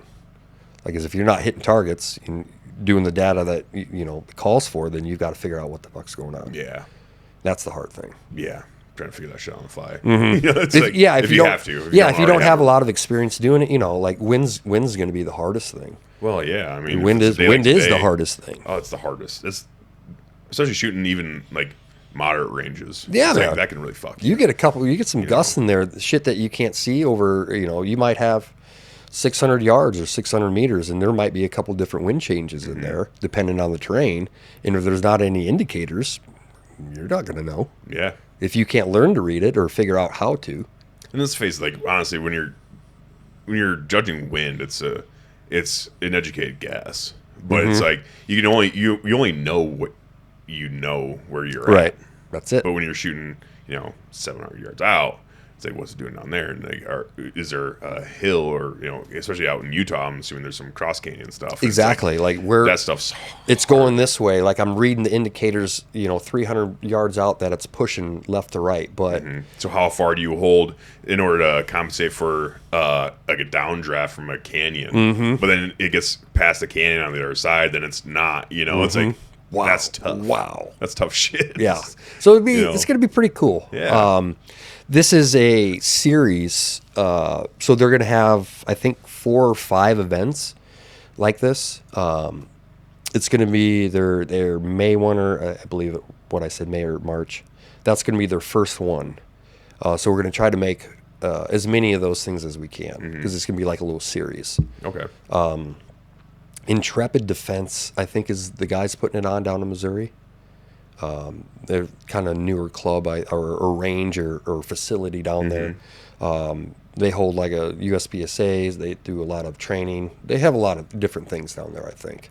Okay. So there's close enough. So hoping to go down, meet these guys, shake their hands, and see what's up.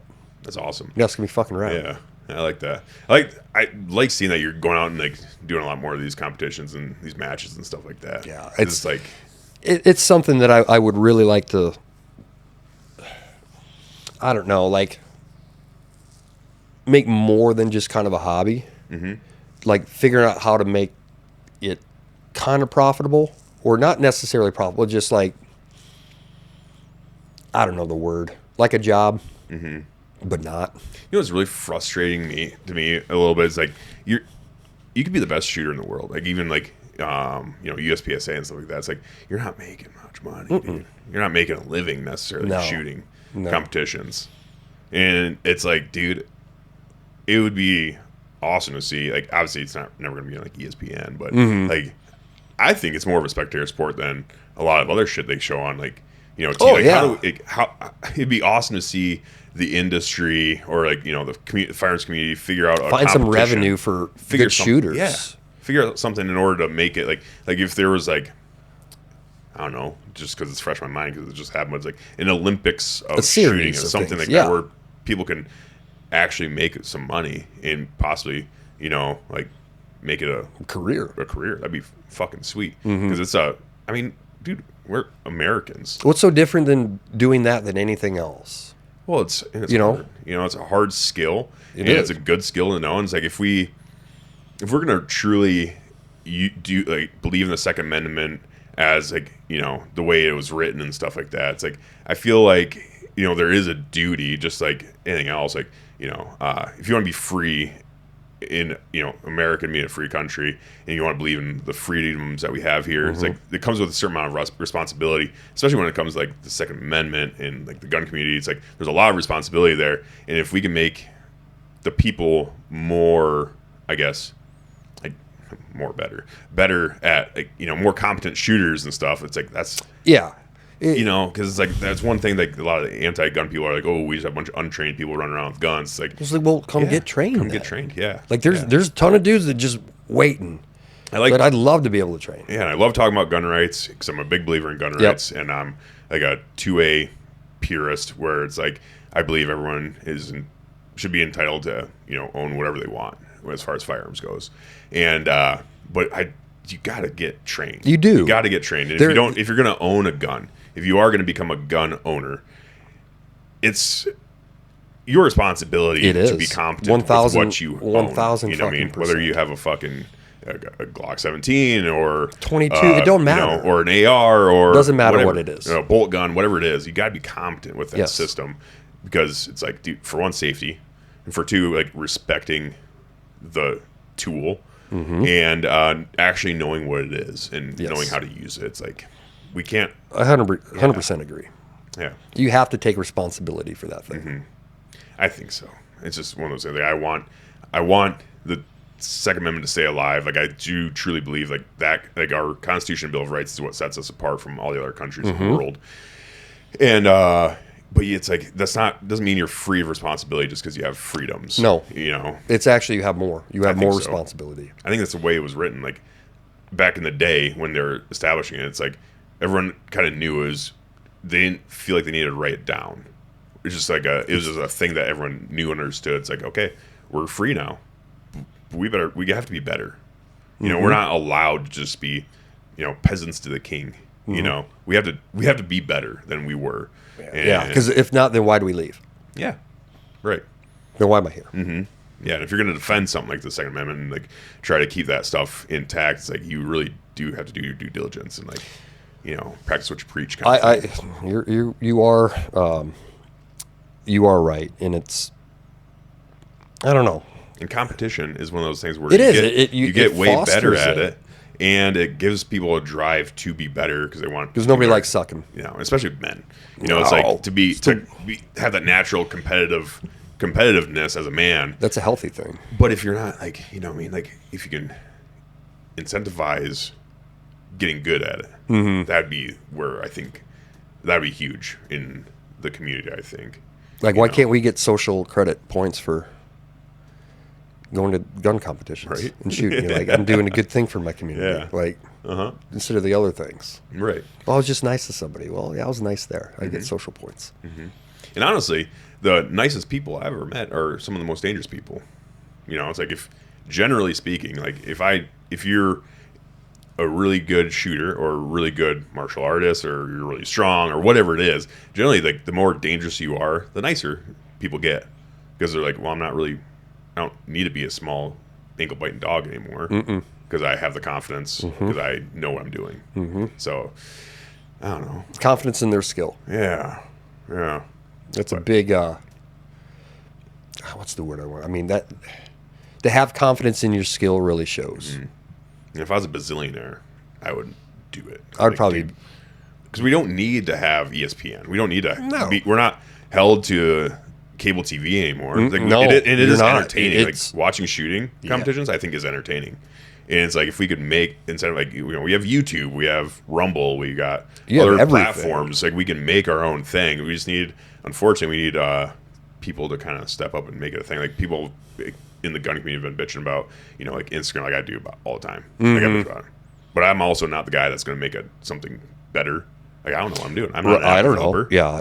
But we do have to, like, as a community, it'd be really cool if we could come together and like figure something out to make like competitions cool. Like I've done the tactical games. A few years, and I will say, like that has been one of the. I did it 2 years ago here in Iowa. I think I did it with Nugget. Yeah, a couple of years ago down by Searsboro. Mm-hmm. Really well ran competition, really fun, very well organized. A lot of kind of big names there. So I think that's like it's a start. It does seem like it's going somewhere, doesn't it? That seemed to gain some popularity quite a bit through the years. It does give some people that is another avenue or outlet that is shooting, but it allows you some other things with it. I do like that a lot because it does. Because that's the other thing some too. Some physical things. Yeah, some physical components where I do like USPA shooting kind of. I like it for the fact that it makes me have to get better if I want to be better. Mm-hmm. Means I got to practice and do all these things. I can't rely on half of my physicality like in those other competitions where it's going to be shooting plus my physical abilities, where this is just simply relying on your skills. It makes you hone in on that one skill. You have to. For sure. Because nobody cares if I can run a sub fucking, 5-minute mile. Yeah. If you're shooting all fucking deltas. You can run a sub 5-minute mile? No way. I wish. Oh, you're just saying that as an example. Yeah, I'm just saying, yeah. I thought you it's like, bro. I thought you were saying you could. I'm like, your fucking big ass moves that fast? No. Jeez. I've got a buddy in the gym right now, speaking kind of on that. His goal is to run a sub 6-minute mile and pull 600 pounds. All in one. Damn. Mm-hmm. Because people have done it. They've ran like a sub 5 or sub 6 and then pulled 500 pounds on a deadlift, which is like 5 is a milestone. But like for you to have both ends of the spectrum, meaning you have cardiovascular to run a sub 6 flat out and then go immediately pull 600, like that's a 600-pound deadlift is. That's not light. No, man. That's not light. That's fucking heavy. That's a heavy deadlift. That's a heavy bitch. Dude. That's the next kind of milestone for dudes. It's like, all right, you got 500. It's like, cool. Yeah, I can't do that. You need 6. I've never even pulled 500, dude. Honestly. You've never pulled 5? I've never pulled 5. Really? Yeah. No. No. Yeah. I thought you pulled 5. I'm gonna throw some excuses out at you. All right. My back is a limiting factor. Well, yes. Right now it is. Yes. I meant when you were. Oh, when I was younger. Yeah, a little bit younger. No. Huh. No, I didn't. I'm actually quite a bit stronger now than I was back then. Yeah. But no, I don't. I think the most I ever pulled is 485. Honestly. Oh wow. That's all I can remember pulling the most I ever pulled. Well, from 5 to 6 is. That's a big jump. That's a big jump. Mm-hmm. I've pulled 6 before, and it's a big jump. So to be able to do both of those kind of spectrums is going to be pretty neat to see. Fuck be able to do that. That'd be hard, dude. That'd Fuck be hard yeah. Shit. Yeah. Ugh. Way hard. So, but yes, kind of like tactical games, all that stuff. I like being able to have some of the physical events. Well, with that, and with USPSA, you can be a fat fuck and be really good. You can. You can't really be a fat fuck and be really good at tactical games. No, you can't. So like, it is cool to see and I think they are doing a really good job actually, like publicizing that, and making that bigger. And there are some pretty big names. There's a lot of CrossFitters that are doing that. Ton. Yeah. Yeah. It's kind of CrossFitty. Yeah. It had its physical kind of vibes a little bit with it. Me and a couple buddies did like the first ever tactical games when it first came out, and this was in like 2018, 19 or something. In very, very different from where they are right now. And I think for better too, truthfully. There was nothing wrong with the old ones. It was kind of just the fucking wild, wild west, man. Dudes were just showing up like, I'm pretty strong. yeah, I like shoot, just so see what fucking happens. let's go, bro. Like literally just hucking sandbags and running in mud. Yeah. Just so they've gotten a lot more organized scoring systems, points for that. Like they really have done a good job. They've been, I think this is their 3rd year or 4th year in Iowa. Okay. Down at Searsboro. It's down by Brownells. Really cool facility down Pretty there. good turnout in Iowa too. Oh, fuck yeah. Really? It's sold out. No shit. Wow. That's awesome. So I plan on doing it this year. I think it's in July. Or they just put it on YouTube. Like they put all the competitions on YouTube and Yep. shit. Okay. Yep. You can go watch all their shit. They got a YouTube page, YouTube channel. They got Instagram, all that stuff. They've got a lot of other things. I think that accompany their company, meaning they've got like a training program that you can follow and help you get ready. There are a lot of little offshoot things that help support the tactical games. So they've done a pretty cool job. They test. What's that? Do they test? No. So I can be fucking You- roided out. you dude. just fucking- That's what I'm talking about. Juice it up. Yeah, dude. I can juice up a little bit if I want. to. D-ball, just turkey baster full of D-ball, just Yes, fucking, dude. Yeah. let's go. Yeah. Just we can't let USADA get in there. No, yeah, stay out of there. You got your own things. Go over there. So yeah, I've been. They do have a sniper match as well. The tactical games. It's called really? the Sniper Challenge. I really wanted to do that one. I found out about it 2 months before fucking it was going to happen. Yeah. So I was like, I don't have that. Wasn't ready to go do that. So we're going to kind of look into that for next year because you can do that with a partner. I think you can do it by yourself. So it's just fun shit to go do, man. Hell yeah. You know? That's awesome. I think it's great. Honestly, I think it's cool to because that's the other part of the whole thing. It's like honestly, I think it's in order to be an effective I don't know, gunslinger. You got to be in some sort of like at least halfway decent. You got to be in some physical shape, I feel man. like, it's like Because gunfighting's hard. People don't. It's like it's not easy, dude. It's not a comfortable thing that you're going to be immersed in here real quick. Yeah, it's not. I mean, like from our time in the military too. Yeah, it's, like, it's not comfortable, man. Not a lot of times. No, matter of fact, most of the time. Never. Except the one time I got big gunfight in my tower on the base. That was really comfy. I was really comfy there. PTs? Yeah. Hell yeah. See, flip flops? Yeah, there man. we go. Good. Until brass gets in your toes, and it was hot. Fun. But beyond that, generally not comfortable. Generally outside not, of base attacks. Yep. Not generally. Like you watch the movies. Like when I was a kid, I'm like, hell yeah, Band of Brothers. Like they show it's a gritty, dirty and stuff like that. Then you get in there and you don't realize how uncomfortable it actually is until you do it, and you're like, bro, this is fucking sand in my crotch is this not a good cool. time. No. Like, it looks cool to be dirty, but it doesn't feel great. Not for days, in days. Yeah, I mean, when you rip your pants and you have your cock out in the sand, it's not a super comfortable. And then now your balls are sunburnt. Yeah. That's not fun. And I don't know why, but every time we're on a fucking mission, almost every time I'm ripping my damn crotch out. I just don't know what it is about them damn uniforms, dude. They're terrible. They're the worst. All of them, everybody. Yeah. Balls out. Yeah.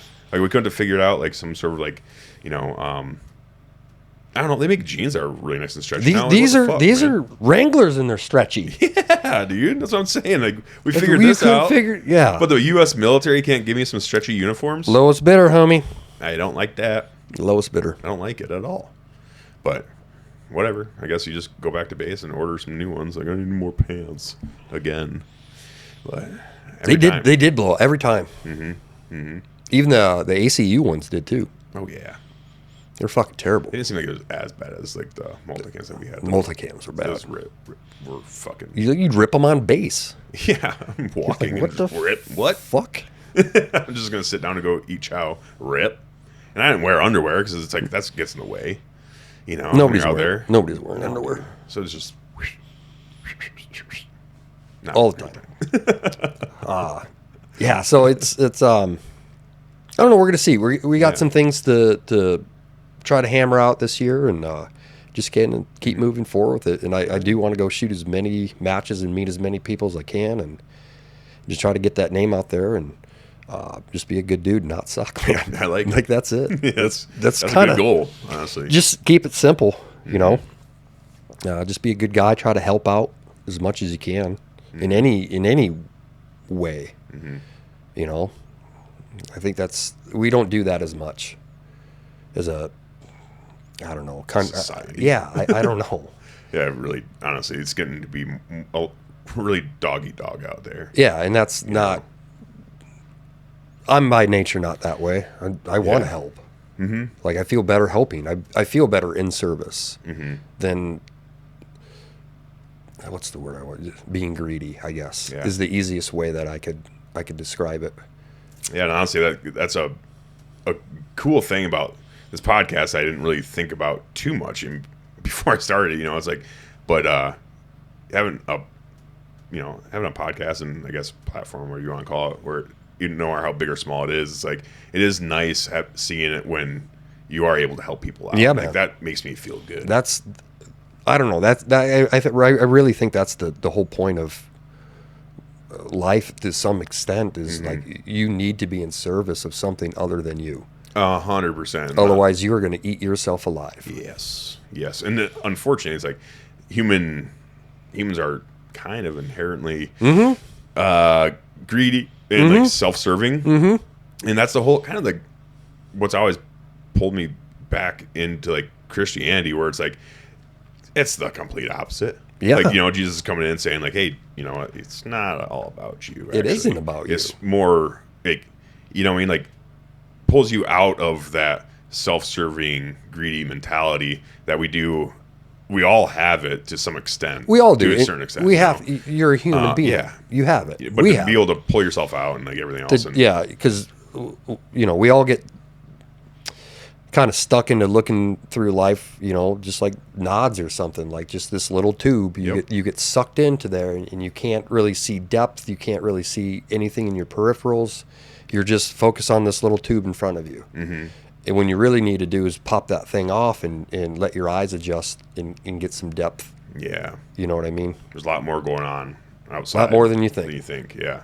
Yeah, and it's like be able to pull yourself out of your own little world to realize like how big of the, you know, and the greater scheme of things, you know. Yeah, and I do believe, because we are not, I know I'm not, by nature really that way. So learning to have that ability to when you find yourself too zoomed in, like to be able to get yourself out and not stay there. Yeah. You know, I think that's a learned skill as well. I think so too.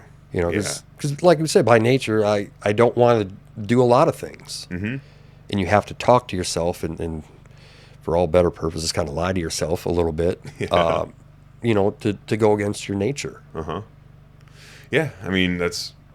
Nature's, I want to be comfortable. I want I want things easy. I want to be safe. I don't want confrontation. I just want to serve me and not have anything change. So to get yourself to be outside of that. And there has to be something other than you for that, because you yourself are going to keep yourself safe. Yeah. You know, it's just, you do. Yeah, I don't know. It's just like, I think there's a lot of, as the country, you know, as America, honestly, the world and stuff, everything else is getting to be more and more, you know, like, it's fucking wild. Yeah, dude. like really secular, where it's just like, you know, if you don't have, I realize like, if you don't believe in something, or you don't follow something greater than yourself, then you're gonna make yourself a god. You know what I mean? And like, you're gonna, gosh, it's tough to say, but it's like, we don't know what's best for us most of the time. No. And when you start making yourself into, you know, like, you know, I'm going to do it myself. You know, I know what's best for, you know, whatever. Going on your own accord, a lot of times it doesn't turn out as well. And we've been going down this road for a long time as society. And it's like, we kind of need to take a step back a little bit here and kind of go back just a little bit and like figure out Like, how did we even get here in the first place? In America being, in my opinion, the best country in the world. It is. You know, Even to this day. To this day. We have our issues, but we need to kind of dial it back just a little bit and get back to, what made us. Because I don't understand what was so, like, why is everybody so opposed to these core values that brought us here? Yeah. Like, what was so wrong with those? What is the deal? Why don't you like those things? Yeah. And America was established as a Christian nation by Christians. And it's like, we're not a Christian nationalist society, but this country was built on Christian values. It was. And yes, we want to be, honestly, contrary to popular beliefs, like Christianity is open to other religions. 100%. We might disagree, or you might believe. I don't I do believe that Christianity is true, and I don't believe that, maybe like Islam is. I feel like it's a lot of it's, not really compatible sometimes. It's not. But we're also not. We don't hate. No, not so like that. Just because you're different doesn't mean we hate you. And we are freedom. Like, freedom of religion is a huge part of Christian or American culture, and being established by Christians, it's kind of like we need to have differences to bring us all together. We need to have some differences. Otherwise, you get stuck in the tube again. Yep, absolutely. Yes. But it's like we do have to have values at the same, whether they're Christian values or Hindu values, whatever your thing. You have to have a framework or a structure for your life that's bigger than yourself, because there's a lot of atheists that get caught up in the mentality where they're like, well, I know this is wrong. It's like, well, how do you know it's wrong? Like, what if I just say it's actually not wrong, it is correct? There's nothing outside of me saying if I'm sitting here like saying my morals are correct because I say so, it's like, but that's just me saying that's just you. Or it's like, for me personally, it's like, well, I'm not saying that it's correct. God is. So, it's a little bit bigger than myself, and I'm just going to follow the big man because, it's worked out. Yeah. I'm here, as people lose their values and morals, it's just kind of like, because you have to be told no, then, which means you can't just go about life doing whatever you want. Yeah. There has to be some check marks and some there just has to be some guidelines for everyone. Yeah, and there is for everybody. There are moral truths, and where do those moral truths come from? That's the issue. Yes, if your moral truths come from yourself, that can easily be changed. Whatever, it can be anything.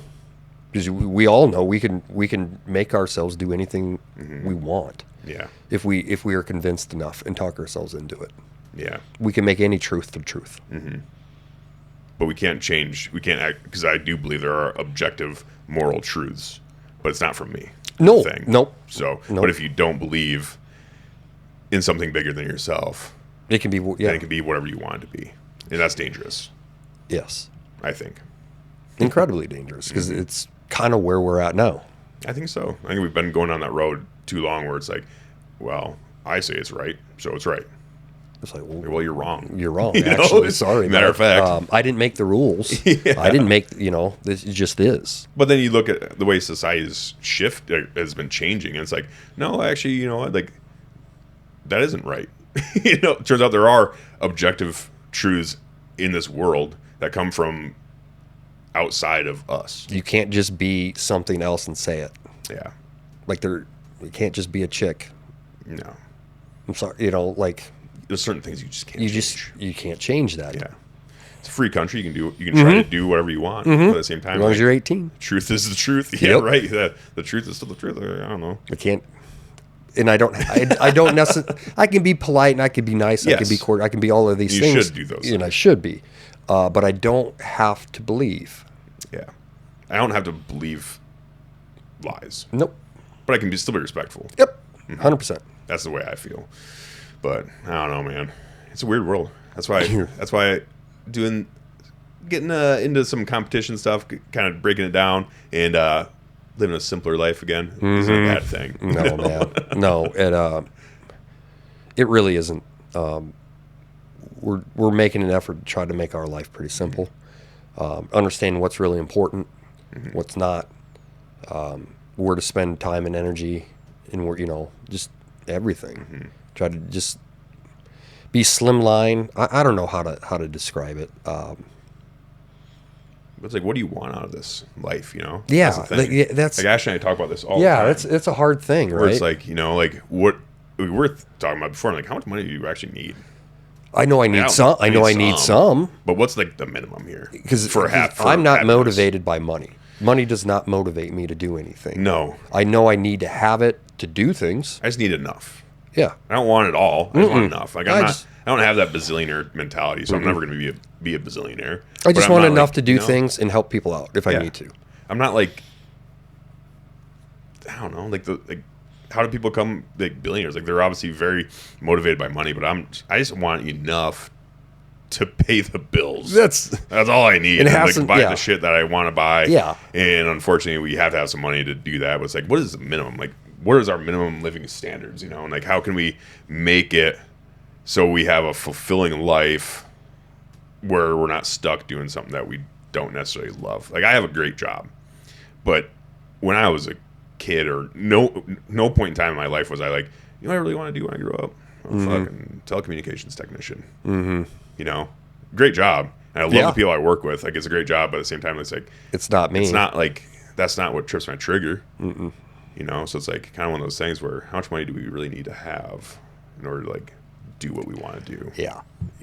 It's been because even sometimes with I get into this space and it's not a good space. So what is even the point of all this? Right. You've got all these people just running rampant, doing whatever they want with no regard. Billions of money. And it's like, I know none of that's real. None of that shit. None of this is real in the sense that they're trying to make it. So it's like, what the fuck are we even doing? Yeah. It is a dangerous space to get into. Dude, I've had like, I've been like an anxious person. Super anxiety ridden or anything like that. I've like gotten to the point where I think about some of this stuff sometimes where I'm just like, oh fuck, I'm having a panic attack. Like, what are we doing here? Like, what is the point of all this? Like, is there no point? It's so fucking wild. And then I like start, kind of like going in an atheist kind of mindset where I'm like, maybe there isn't. What if there isn't? What if there isn't? What if this is just it? And this is all happenstance, and this is all just a cosmic accident, and this is all just pointless. Like, what is the point of me doing the right thing then? Because doing the right thing is hard sometimes. It's the hardest thing most of the time, I think, probably. Yeah. So what is the point? Like, we all know what right and wrong is, but it's like, why is it right and wrong? That's why I believe in moral truths, and that they do come from God, because it's the only thing that actually makes fucking sense. It has to, because you can't explain it any other way. I've gotten some deep, dark depression for momentary time, moments in my life where I'm just like, fuck, man. And then I die and it's just gone. I guess it's just that's it. There's just literally nothing left, nothing else. Like, this is all just a cosmic accident. We're all just like molecules bumping into each other. Like, I don't know, man. It doesn't make sense. Like, why even have, like, why don't we just self-destruct and fucking end it all? If that's it. Yeah. Like, what's the point of keeping this rock rolling? Consumerism. Yeah. But, like, what's the point of all that shit? Like, if this is it, then what's the point of any of that? I don't know. Or you can believe that there is something bigger and better out there after this is all over with. There, you have to have that to survive this, I think, this world. Yeah. Otherwise, you will get into those states. And I think that's the problem that we're having with society, and we are having a lot of, like, school shootings and violent outbursts from people, because people are, they're looking at one thing, they're like, oh, well, I'm not religious, I'm not a Christian, like my, whatever, maybe I was raised Christian, I came to the realization that's all a bunch of bullshit, and I just don't believe in it anymore. So what's stopping me from just going up and shooting up the school? What does it matter? Because as soon as some people are spiraling, and they don't have direction, and they don't believe anything is, like, they don't believe right and wrong. Like, exist. Yeah. It's like, I don't know, man. It's scary. It is, because I'll say it. We're watching our leadership, or supposed leadership, engage in things that are the most morally wrong. Yes. the most, Mm-hmm. and nothing's happening. So it's like, fuck. Yeah. Like, how much worse does it get? You know, before something, like, because everybody should know that what's happening in there is morally wrong. Yeah. If that's not innately inside of you, then I don't know how to probably help you as a person. Yeah. There's some sick shit going on. Yeah. And it's fucking frustrating Mm-hmm. and sickening. Mm-hmm. And the fact that, they are just like waltzing around like, what are you going What to are do you about gonna it? do about it? What are you going to do about it? Here's the papers. What are you going to do? Nothing. Yeah. You're going to burn it all down?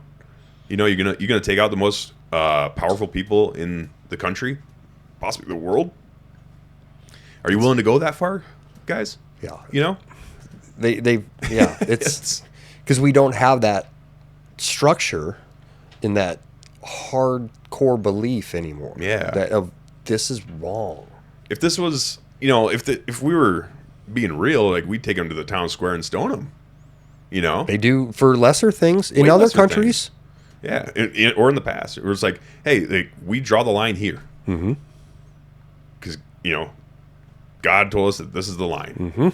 I If didn't you say cross the line. that You fucking crossed line, it. I didn't make it. If you cross that line, then it's over, dude. Like, sorry, you had your chance, I didn't make kind that of line. thing. But it's like, dude, what is happening in the world? It's just fucking sickening.